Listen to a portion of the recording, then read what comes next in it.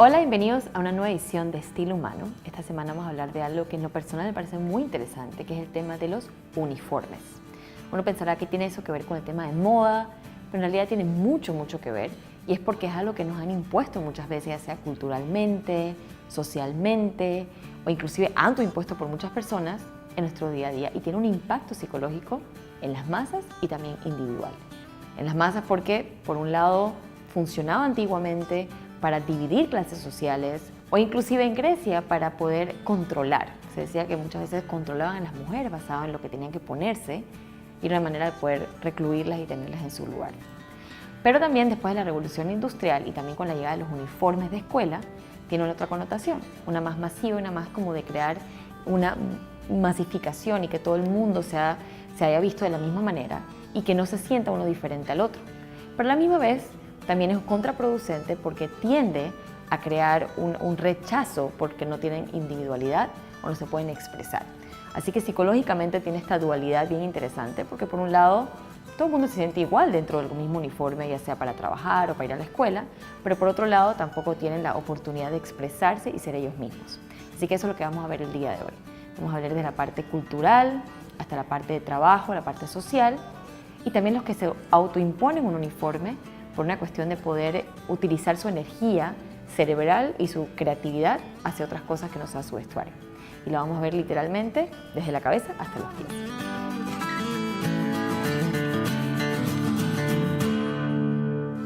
Algo que recordamos bastante cuando vamos a la escuela es que los chicos tienen que llevar el cabello corto. Literalmente es, no puedes tener cabello largo, tienes que tener el cabello corto.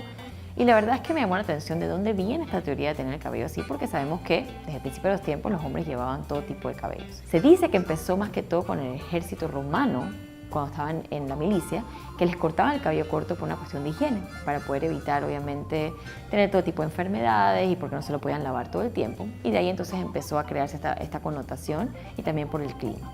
Hacia la Edad Media, los reyes y las personas que eran jueces utilizaban los cabellos largos, e inclusive las personas de bajos recursos tenían que usar los cortos. Y los que se pasaban esa ley estaban en problemas. Así que también era una manera de dividir las clases sociales.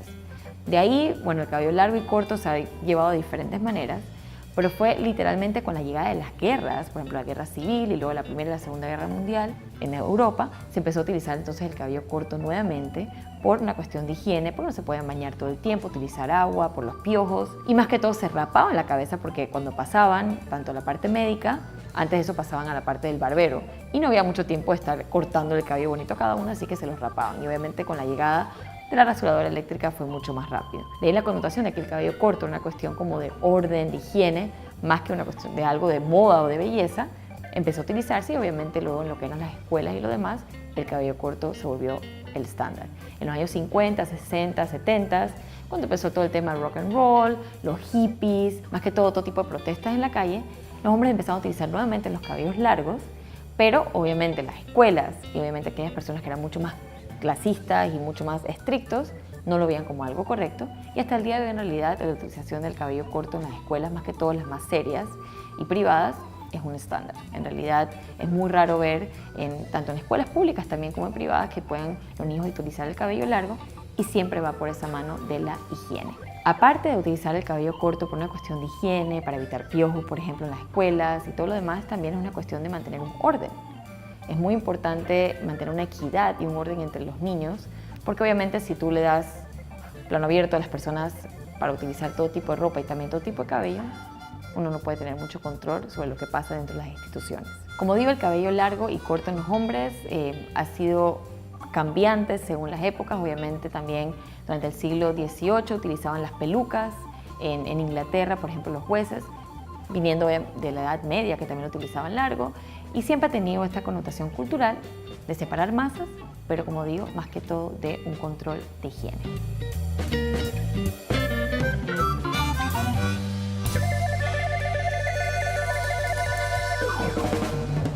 Pues bueno, yo soy Prince de Eisblume Concept y hoy presentamos dos cortes diferentes. Uno es de un chico de 15 años, un corte graduación de pelo muy raspado con la máquina.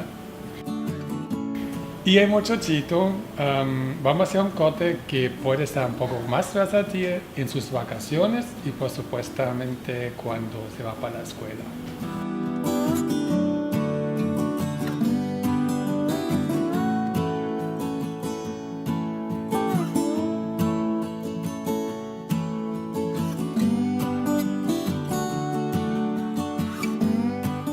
Y aquí tenemos Luis. Luis ya vino con pelo bien corto porque le gusta su pelo bien raspado. Entonces, en el caso de él, hizo aquí de lado una graduación, no de skinny, pero un poco de corto, un poco más largo. Y aquí bien cortado, bien corto con la máquina porque es un pelo muy grueso y se ve muy bien para su físico de cara también. Y eso es mi opción para el estilo de Luis y ese estilo de corte.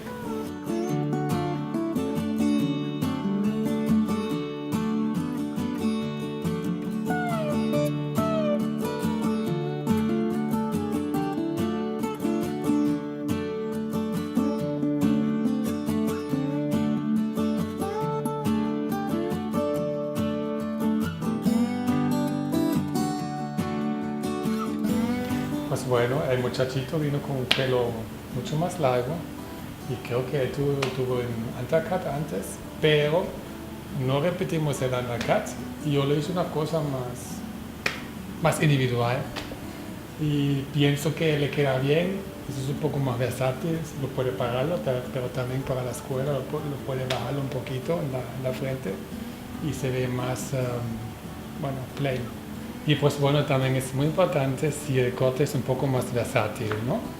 En el caso si uno sale con el niño, se quiere un poco un estilo más pop, se lo peina así. Y pues bueno, para la escuela se peina el pelo un poquito más tradicional, ¿no? Hay que ser versátil un poco con los cortes.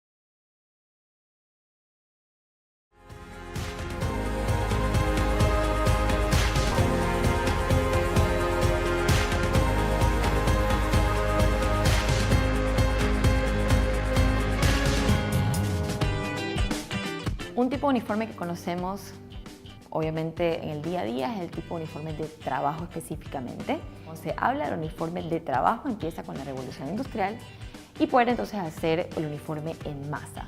Empezaron a hacerlo más que todo con el material de denim, que era un material grueso y que podía soportar mucho. Y así entonces empezaron a crearse todos estos jumpsuits y todos estos elementos de trabajo. Utilizaban colores oscuros, que era una manera de poder evitar que se ensuciara mucho el vestuario. Y también tenía diferentes colores para poder diferenciar el tipo de trabajo. Lo que más se concentraba no era tanto cómo se veían físicamente, sino era más que todo la higiene y la durabilidad, que fueron elementos que podían utilizar durante mucho tiempo y que no se ensuciaran tan fácilmente. De ahí entonces empezó a copiarse la idea para otros tipos de trabajo, por ejemplo, para los médicos, para los hoteles, para los hospitales, para las oficinas, y así entonces poder crear, por un lado, por el tema de mercadeo, que todo el mundo se viera de una misma manera y poder enviar un mensaje psicológico de lo que se trataba la empresa y también poder controlar en ese sentido a sus empleados. Un dato curioso, el primer patente que se tiene de un uniforme en los Estados Unidos registrado fue la del Playboy Bunny.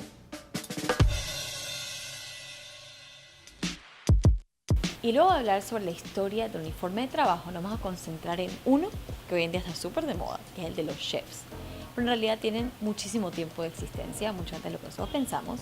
Los chefs eran vistos de una manera súper glamorosa, porque obviamente hacían los banquetes y todo, pero durante la época donde el libre pensamiento no era visto correctamente, ellos fueron a refugiarse en los monasterios y por ende se vestían como se vestían los que vivían en estos monasterios, solamente que en vez de ser de negro, con las capas largas y los sombreros, era de gris.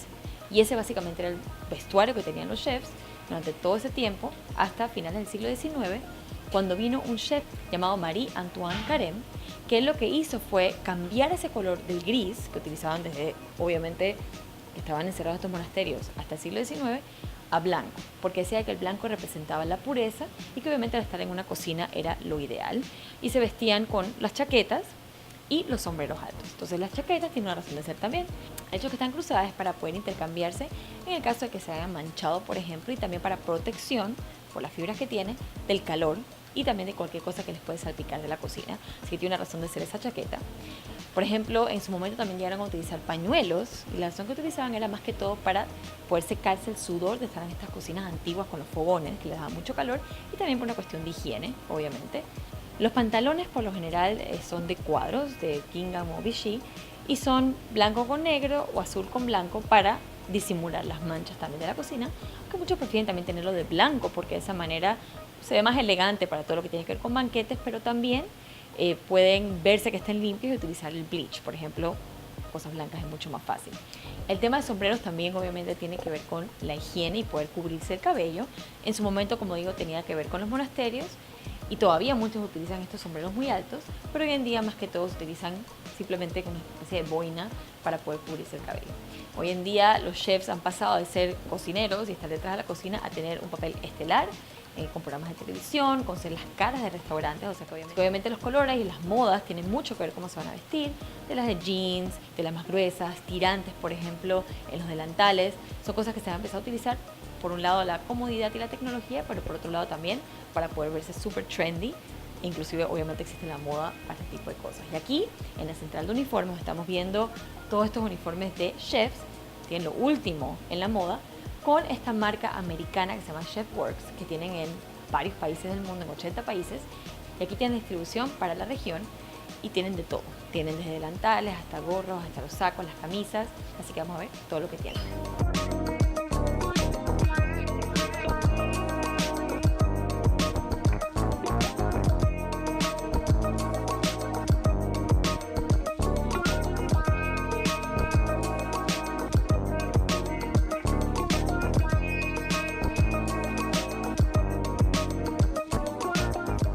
Los uniformes escolares no tienen tanta historia, es bastante corta y bastante concisa, inclusive un poco controversial. En los años 1600 es cuando se conoce como el primer uniforme escolar en Londres, en el Christ's School of London, que utilizaban como una especie de cloth o una especie de abrigo azul y medias amarillas. Pero en el año 1222 fue cuando la primera vez que se conoció esa manera de poder hacer masivo un uniforme con niños, con el arzobispo de Canterbury, que le puso más que todo una especie de capa a unos estudiantes, pero ese tipo de uniformes se utilizaba más que todo para niños de bajos recursos, porque como no tenían ropa, entonces los vestían todos igualitos. Eso fue cuando primero se conoció y luego hacia los años 1600 en Londres es la primera escuela que los empieza a utilizar. Obviamente en el Reino Unido es donde más se conoce que se utilizaban los uniformes en las escuelas, más que todo en las escuelas privadas.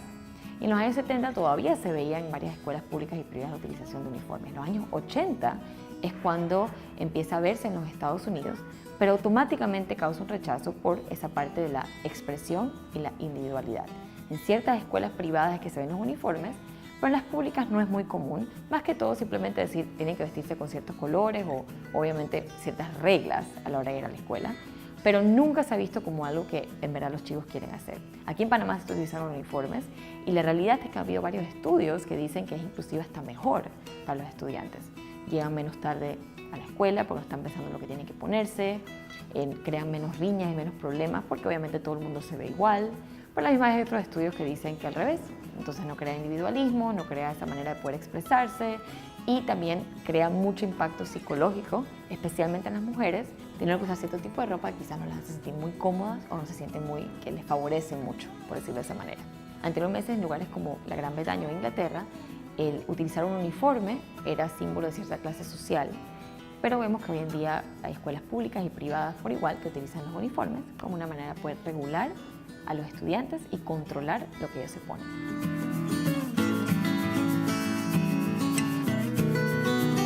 Nos encontramos en BBB Shoes and Boots de Multiplaza para ver opciones que hay de zapatos que vayan con el tipo de uniforme.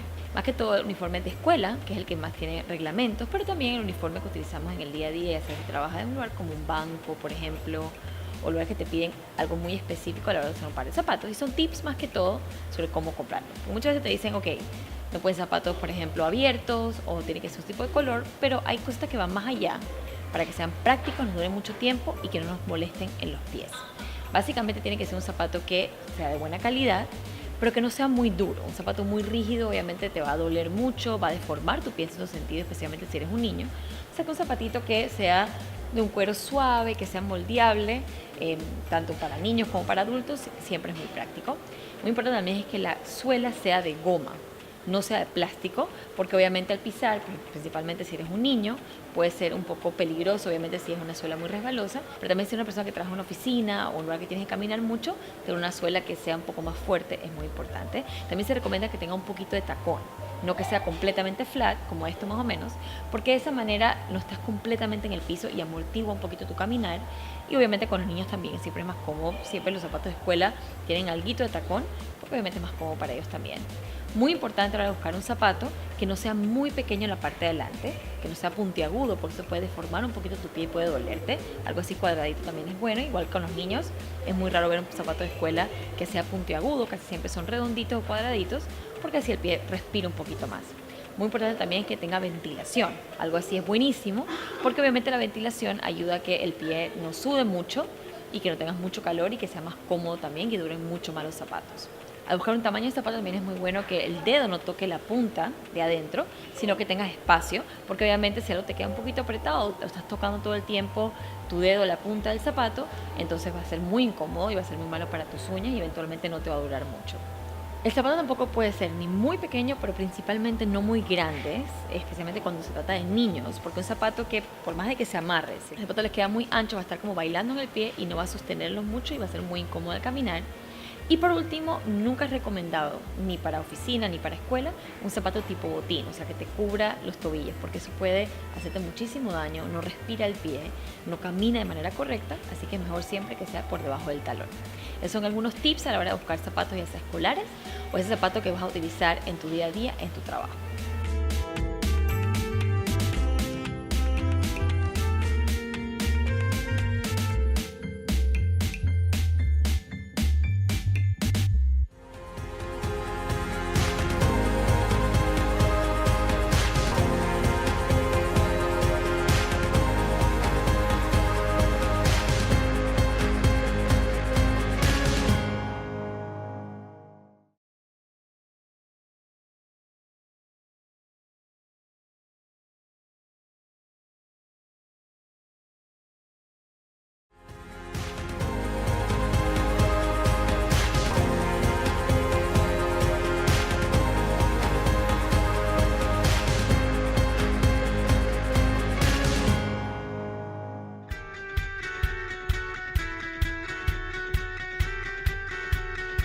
Una tendencia que ha venido muy fuerte en los últimos años es el uniforme autoimpuesto.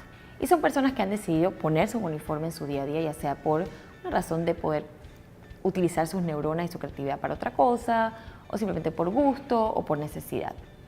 El más famoso y el que en verdad empezó con esta tendencia fue Steve Jobs. En el año 1980 él visitó Japón y fue a las oficinas de Sony.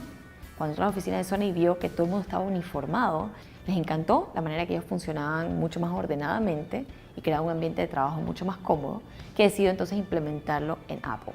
Era con un chaleco, pero no le fue muy bien. La gente en Estados Unidos no aceptó mucho eso de utilizar un uniforme en sus oficinas, así que él lo hizo para él mismo. Mark Zuckerberg, que también tiene mucho que ver con el mundo de la tecnología, que él se viste con un t-shirt gris todos los días. También lo veo mucho en política, por ejemplo. Obama se vestía con trajes oscuros todo el tiempo. En cambio, Hillary Clinton, en su época de campaña, utilizaba los trajes pantsuits, pero muchas veces con colores muy vivos. Muchas veces es la manera de mandar un mensaje, otras veces simplemente es cuidar tu energía, pero la verdad es que es muy interesante todo ese tema del uniforme autoimpuesto.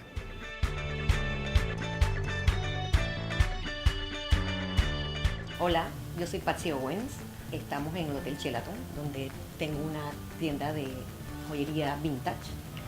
Y me han pedido que les hable un poquito de por qué me he impuesto un auto uniforme. Bueno, tiene que ver mucho con mi niñez.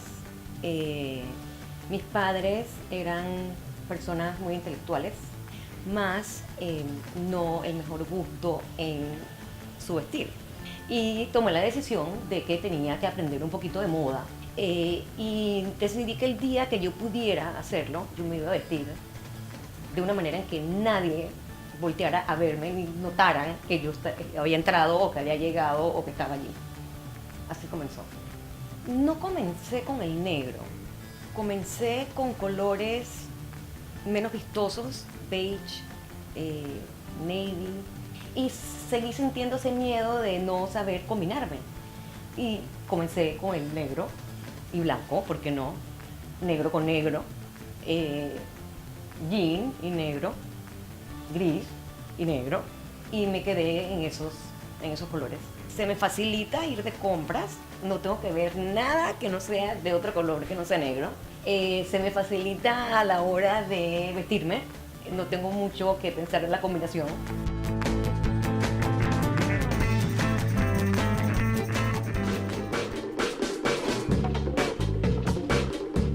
Otro tipo de uniforme muy interesante es el cultural. Es aquello que es impuesto a nosotros por una razón ya sea de cultura, de tradición. Y obviamente en nuestro país todo lo que tiene que ver con los pueblos indígenas, por ejemplo los punas o los hunas, es súper interesante porque obviamente tiene un impacto emocional y psicológico en toda su cultura. Y algo obviamente que utilizan todo el tiempo son las molas, que vemos que son súper populares y que empezaron a utilizarse desde hace cientos de años, más que todo con figuras geométricas que se pintaban en su cuerpo. Y con la llegada de la colonización española y los misioneros empezaron a pasar esas pinturas de su cuerpo a telas. Primero era pintado y luego entonces bordado en lo que es el apliqué en reversa, que es el que vemos hoy en día y que es lo que utilizan y lo que se ha hecho tan popular mundialmente, tanto aquí en Panamá como en Colombia, que también es parte de la cultura guna. Y por lo general empiezan a utilizarlo o empiezan a abordarlo en la pubertad. En los últimos 50 años entonces han empezado no solamente a tener figuras geométricas, sino a poner diferentes figuras de animales, de flores y cambiar un poquito la estética de las molas. Obviamente es muy interesante ver cómo todos estos vestuarios tradicionales, especialmente los pueblos indígenas, han pasado todos estos años e inclusive en nuestro mundo moderno siguen siendo muy importantes para ellos en su día a día. Hola, me llamo Yali Roldán, soy panameña, soy cuna, soy artista plástico, también soy diseñadora de molas y de ropas también. Bueno, lo que tengo puesto realmente no tengo el complemento completo, me gustaría. Esta blusa, que le dicen en cuna, es morsan, esto es morsan. Normalmente lo que conocemos la mola en cuna significa ropa. Esta sería la parte que va unida con la blusa acá, que es el morsan, que es la mola. Lo que más se dedica es la parte de la mola, como ya ven, es la parte que más se dedica. Y esto, la falda, que se llama saburet en cuna, es el complemento. Lleva también un pañuelo que le dicen musue, que es el pañuelo, que en francés es pañuelo, musue. A medida que fui creciendo, yo veía a mi abuela, a mi bisabuela, a mi tía. Mi mamá no usa la ropa tradicional todo el tiempo, pero al desarrollarse, ellas cambian. Bueno, no es obligatorio, pero si deciden cambiarse de la ropa normal, digamos normal, a la ropa tradicional, tiene que cambiarse completamente. Entonces, eso lleva su proceso también y la persona debe estar preparada a que toda su vida se va a poner de esta manera. Mi papá fue como de mucha influencia para mí, que a medida que fui creciendo, llegué a la ciudad, yo sentía que era importante la identidad. Sí, las que no deciden pues vestirse con la mola tradicional completa, no se ve mal visto, pero la que se pone su mola tradicional es admirada. Es muy admirada, le dicen, wow, estás hermosa, estás bella, estás más bella que antes. Hoy en día si vamos a la comarca hay muchas que todavía visten su mola tradicional, porque es que la mujer cuna al vestirse con la mola tradicional se siente hermosa, se siente elegante.